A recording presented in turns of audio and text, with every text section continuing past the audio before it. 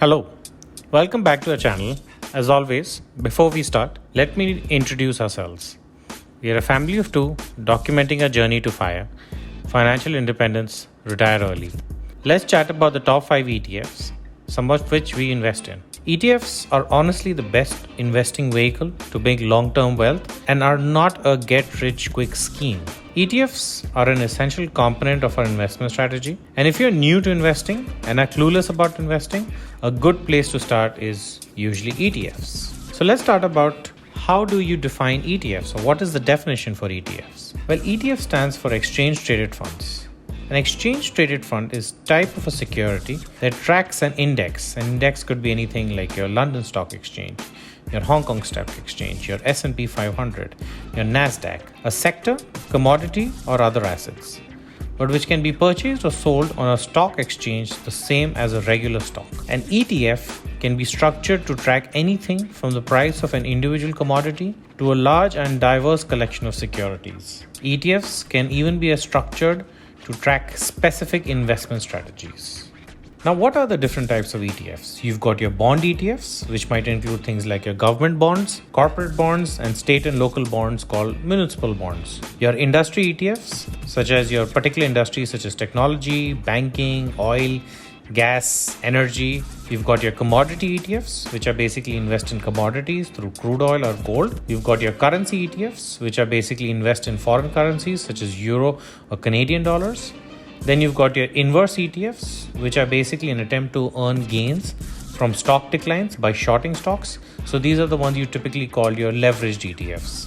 For the purposes of this video, we are going to be solely focusing on your plain vanilla ETFs, which are your unleveraged ETFs, which will basically track some sort of an index, in this case, an S&P 500, just to make sure that this is an investing 101 video.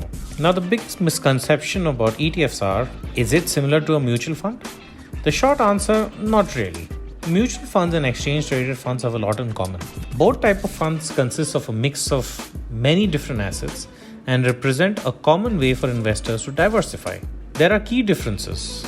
ETFs can be traded like stocks, while mutual funds can only be purchased at the end of each trading day based on a calculated price. Mutual funds are also actively managed, meaning a fund manager makes decisions on a day-to-day basis or a week-over-week basis on how to allocate assets in that fund. ETFs, on the other hand, usually are passively managed and are based more simply on a particular market index. For example, if you have an ETF such as WU, it basically tracks your S&P 500.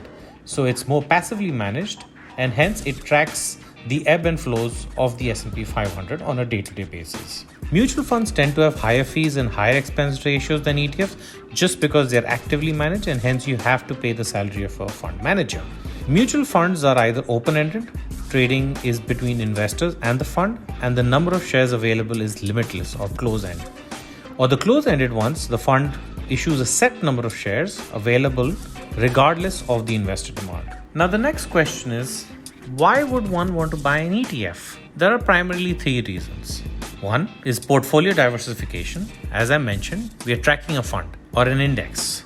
You're not buying an individual stock, but you're buying an index. So you're tracking an index, which means you are a part owner of each stock as part of that index. Hence, if one stock goes down, your risk is hedged against another stock that could be potentially going up. Second is your liquidity and flexibility.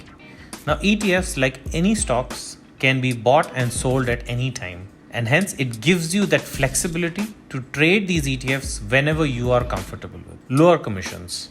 Since ETFs are passively managed mostly, they have lower commissions, and this is one important point that you should keep in mind before looking at a particular ETF. I am not a financial advisor, and this video is intended for entertainment purposes only and holds only my friendly thoughts and opinions. But if you're looking to make adjustments to your investments, please consult a financial advisor. Okay, so let's get into the first ETF.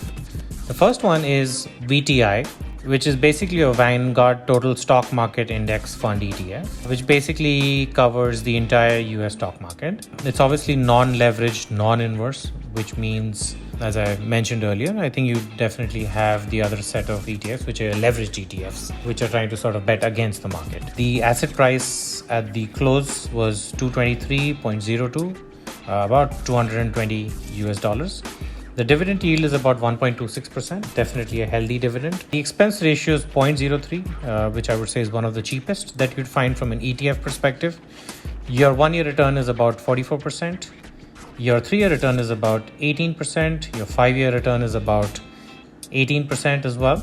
And your beta for your month end is basically 1.04, which means it's a safe ETF. So any beta that's above 1, which indicates that it's a safe stock. The Morningstar rating that they have given is 4, which means it's definitely a high quality ETF.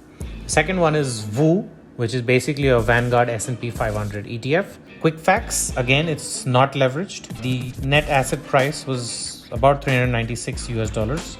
The dividend yield here was 1.34%. Your expense ratio was 0.03, which is again very cheap. Your 1-year rate has been about 41%. Your 3-year has been about 19%. And your 5-year has been about 17%. The beta is 1, which means it's a safe stock, and it has a Morningstar rating of about 500. So VOO basically tracks your S&P 500. You can see some of the top holdings on the screen. As you can see, it's definitely your typical Microsoft, Apple, Google, Amazon, Facebooks of the world. So definitely a safe stock to invest in. The VUG basically is your Vanguard Growth Index Fund, which definitely has that mentality to invest in more of the growth ETFs. Again, it's not leveraged. The asset price is about 290. Bit expensive when it comes to your expense ratio, is about 0.04. Your dividend is 0.57. No surprises there, just because it's a growth minded ETF. Your 1-year rate is about 43%. 3-year returns is about 25, so it's definitely higher than VOO and VTI. Your 5-year rate is about 23%. Your beta is about 1.04, which is quite surprising considering it's a growth minded. And Morningstar has given it a 4. Next is VYM, which is your Vanguard High Dividend Yield Index Fund. Again, I think we see a lot of dividend investments around us, especially with our colleagues. And obviously, I think there's been a lot of interest in VYM. So let's take a look at the quick facts. The asset price is about 103 US dollars. The dividend, not surprising, is the highest amongst the top 5, about 2.79%. The expense ratio is about 0.06. 1-year rate is about 38%, so definitely lower than all the others. About 11% growth on a 3-year basis. Over a 5-year basis is about 11% again.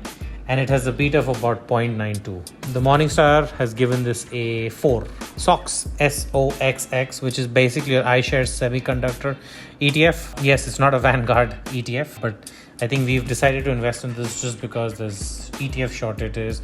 And if you look at the top investment holdings in SOX, is definitely Nvidia, a company that I am personally very bullish on. Again, it's not leveraged. The asset price is about 430. The dividend yield is about 0.68%. Again, I would categorize this more as a growth ETF.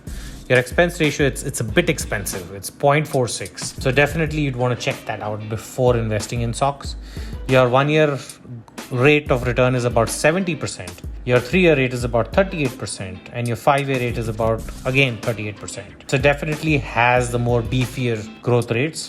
Your beta is about 1.24, and your Morningstar has given a rating of about 5, which means it's an extremely high quality ETF.